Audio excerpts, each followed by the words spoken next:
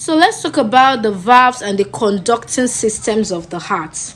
Valves tends to maintain a unidirectional flow of blood and prevent its regurgitation in the opposite direction, which simply means that it maintains the unidirectional flow of blood from the atrium to the ventricles and prevents its backflow from the ventricles to the atrium. Okay, now there are two pairs of valves that are present in the heart. We have the semilunar valve that includes the aortic valve and the pulmonary valve, and we have the atrioventricular valves that includes the right atrioventricular valve or the tricuspid valve and the left atrioventricular valve or the bicuspid valve. The right atrioventricular valve has three cups. This is to provide a larger surface area, allowing the valve to cover a wider opening.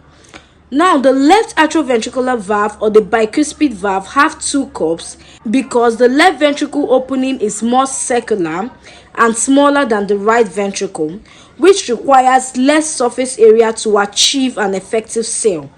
Now, the right atrioventricular valve, I said, has three cups, which includes the anterior, the posterior, and the septal cups, while the bicuspid valve or the mitral valve or the left atrioventricular valve has two cups, which includes the anterior cups and the posterior cups. Now, the atrioventricular valves, both the right and the left, has the following: a fibrous ring, the cups that are flat and project into the ventricular cavity, a chordate tendinae that tends to connect the papillary muscles to the leaflets of the atrioventricular valves. Now, if you've watched my previous videos, you will know that the primary function of the chordate tendinae is to prevent the atrioventricular valves from inverting or prolapsing into the atria when the ventricles contract, which ensures blood flow in the correct direction, that is from the atrium to the ventricle during diastolic stage and from the ventricles to the arteries during systolic stage without backward flow. Also note that the atrioventricular valves are kept competent by the papillary muscles.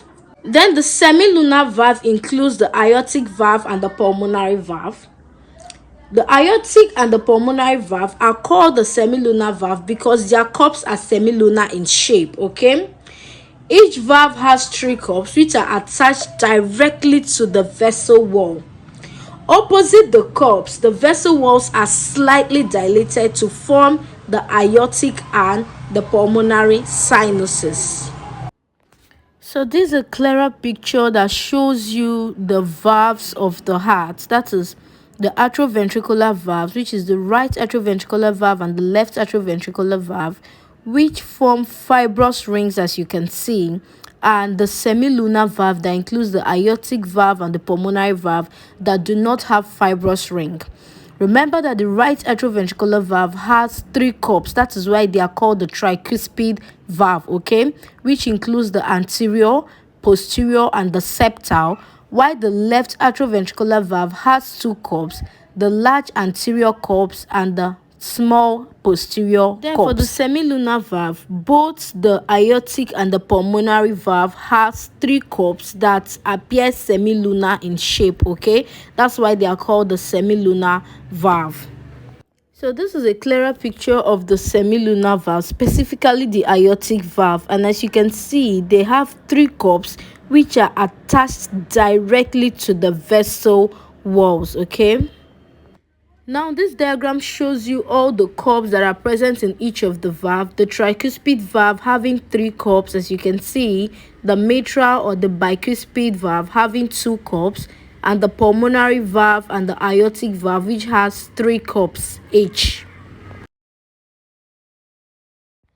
So talking about the conducting systems of the heart, it has the following parts: the sinoatrial or the SA node, the atrioventricular node or the AV node, the atrioventricular bundle or the AV bundle or the bundle of His, then the right branch of the atrioventricular bundle and the left branch of the atrioventricular bundle, which together are called the bundle branches of the heart, then the Purkinje fiber. So let's talk about the sinoatrial node or the SA node. This node is known as the pacemaker of the heart, and it generates impulses at the rate of about 70 to 100 beats per minute and initiates the heartbeat. The sinoatrial node is horseshoe shaped and is situated at the atriocaval junction. The impulse travels through the atrial wall to reach the atrioventricular node. So talking about the next conducting system, which is the atrioventricular node or the AV node. This node is situated in the lower and dorsal part of the atrial septum, as you can see, just above the opening of the coronary sinus. Then the next one is the atrioventricular bundle or the AV bundle, or you can call it the bundle of His. This is only muscular connection between the atrial and the ventricular musculature. It begins as AV node and descends along the posterior inferior border of the ventricular septum. Then at the upper border of the muscular part of this septum, it tends to divide into the right and the left branches, which now forms the right branch of the AV bundle that passes down right side of the intraventricular septum. A large part tends to enter the moderator band to each anterior wall of the right ventricle, where it now divides into the Purkinje fibers, while the left branch of the AV bundle descends on the left side of the intraventricular septum. Now it is distributed to the left ventricle after dividing into the Purkinje fibers. Then finally we are having the Purkinje fibers, which forms a subendocardial plexus, and they usually possess double nuclei. These generate impulses at the rate of about 20 to 35 beats per minute. Talking about the valves and the conducting systems of the heart. The valve maintains a unidirectional flow of blood and prevents its regurgitation in the opposite direction. There are two pairs of valves in the heart, the atrioventricular valves and the semilunar valves. The right atrioventricular valve is known as the tricuspid valve and has 3 cups. The left atrioventricular valve is known as the bicuspid valve and have 2 cups. The semilunar valve, which includes the aortic valve and the pulmonary valve, have 3 cups. So in total, there are 4 valves of the heart. The cups are folds of endocardium strengthened by the layer of fibrous tissues. Now looking into the atrioventricular valves. Both valves are made up of fibrous rings, cups which are flat and project into the ventricular cavity, the chordae tendineae, and the atrioventricular valves, which are kept competent by the papillary muscles. Now talking about the semilunar valve. The aortic and pulmonary valves are called the semilunar valve because their cups are semilunar in shape. Each valve has 3 cups which are attached directly to the vessel wall. Opposite the cups, the vessel valves are slightly dilated to form the aortic and pulmonary sinuses. Talking about the conducting system, we have the following parts. The sinoatrial node or the SA node, which is known as the pacemaker of the heart. It generates impulses at the rate of about 70 to 100 beats per minute and initiates the heartbeats. A horseshoe shaped and is situated at the atriocaval junction.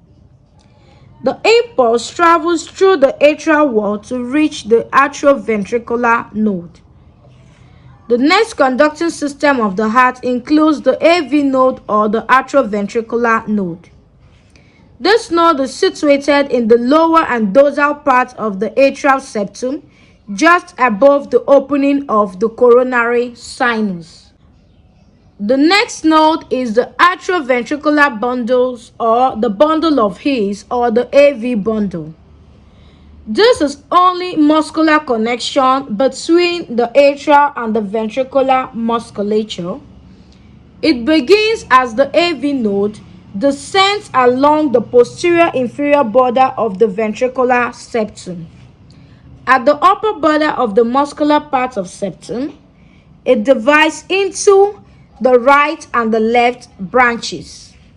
The next is the right branch of the atrioventricular bundle. It passes down right side of the intraventricular septum. A large part enters the moderator band to each anterior wall of the right ventricle, where it divides into the Purkinje fibers. The next conducting system is the left branch of the atrioventricular bundle. This descends on the left side of the intraventricular septum, and it is distributed to the left ventricle after dividing into the Purkinje fibers. The next conducting system is the Purkinje fibers. This forms a subendocardial plexus, and they usually possess a double nuclei. They generate impulse at the rate of 20 to 35 beats per minute.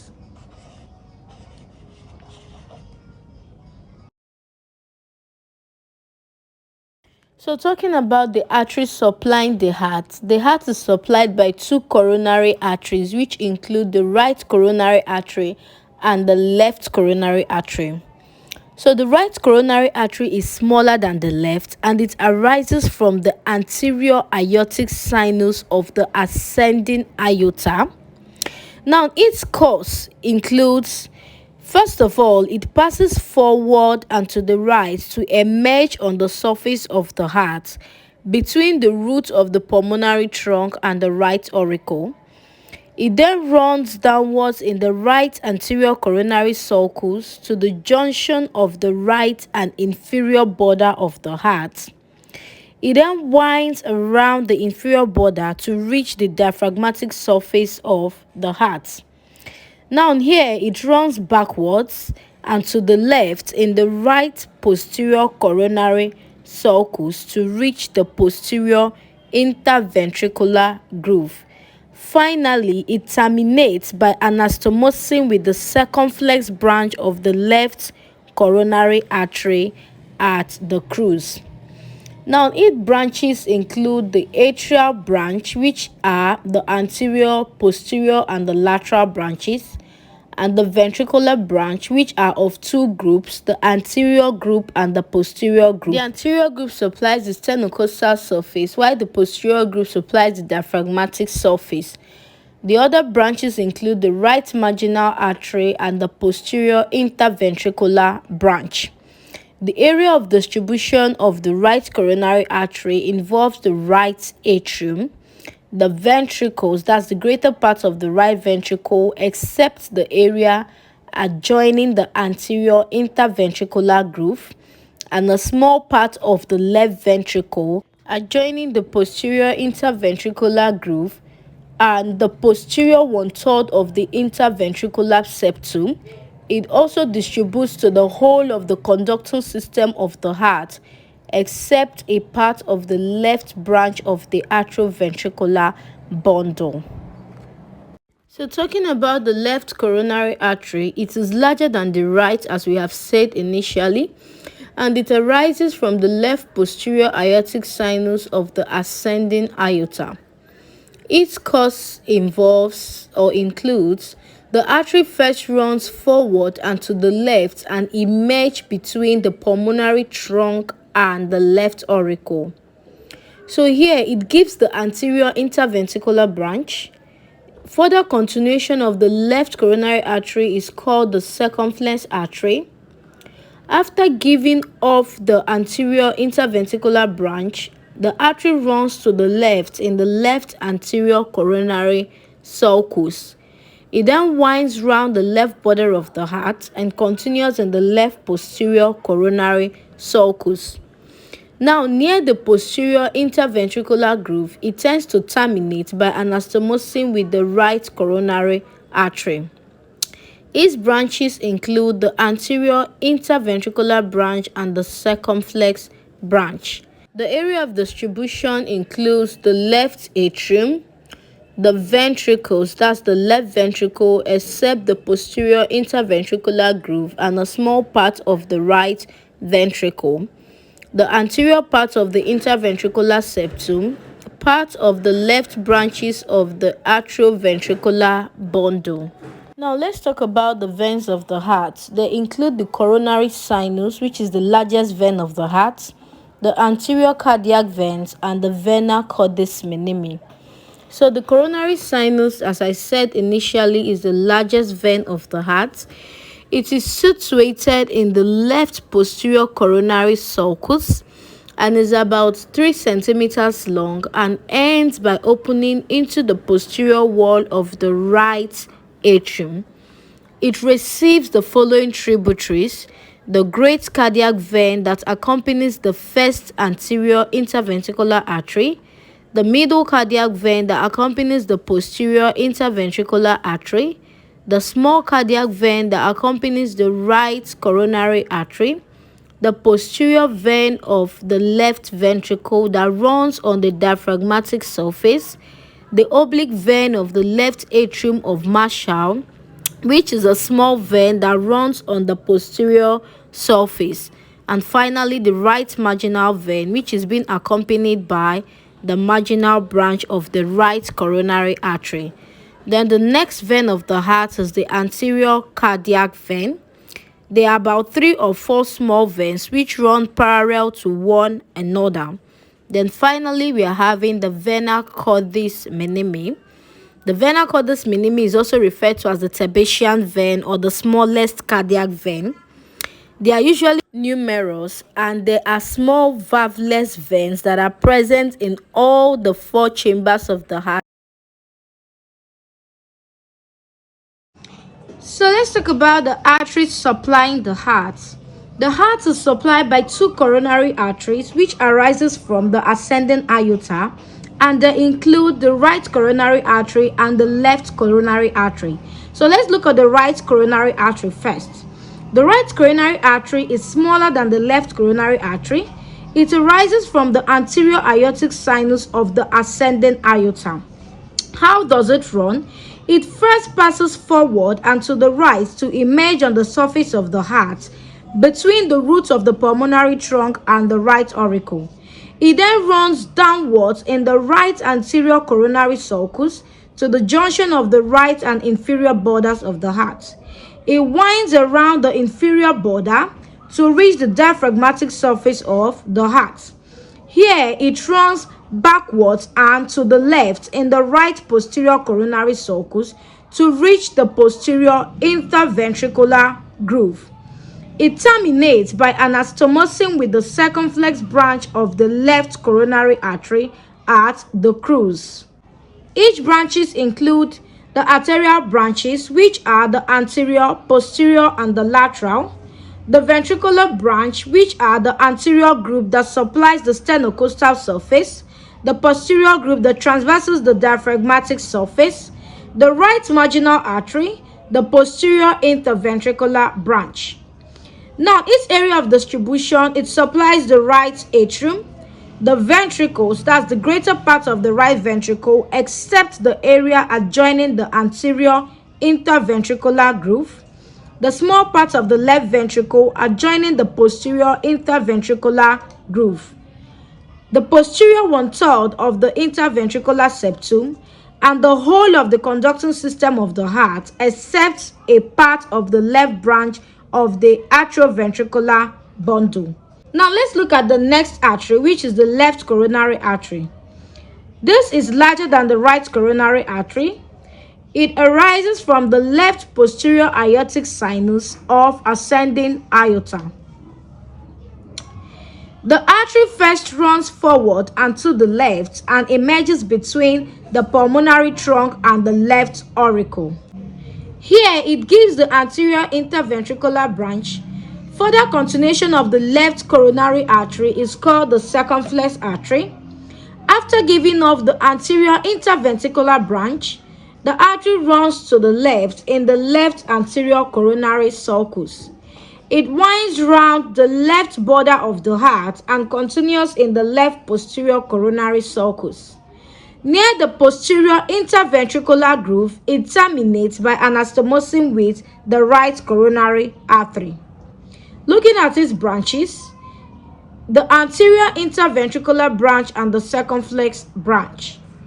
Now, its area of distribution includes the left atrium, the ventricles, which include the left ventricle except the posterior interventricular groove and a small part of the right ventricle, the anterior part of the interventricular septum, part of the left branch of the atrioventricular bundle.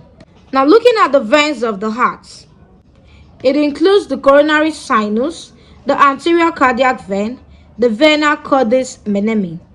Now, for the coronary sinus, this is the largest vein of the heart. It is situated in the left posterior coronary sulcus, and it is about 3 centimeters long and ends by opening into the posterior wall of the right atrium. It receives the following tributaries: the great cardiac vein, the middle cardiac vein, the small cardiac vein, the posterior vein of the left ventricle, the oblique vein of the left atrium of Marshall, and the right marginal vein. The great cardiac vein accompanies the first anterior interventricular artery. The middle cardiac vein accompanies the posterior interventricular artery, while the small cardiac vein accompanies the right coronary artery. The posterior vein of left ventricle runs on the diaphragmatic surface. The oblique vein of the left atrium of Marshall is a small vein running on the posterior surface. Finally, the right marginal vein accompanies the marginal branch of the right coronary artery. And going into the next vein, we have the anterior cardiac vein. 3 or 4 small veins which runs parallel to one another. Then the vena cordis minimi. This is also known as the Thebetian vein. It is the smallest cardiac vein, and there are numerous small valveless veins present in all the 4 chambers of the heart, which is the right atrium, the right ventricle, the left atrium, and the left ventricle.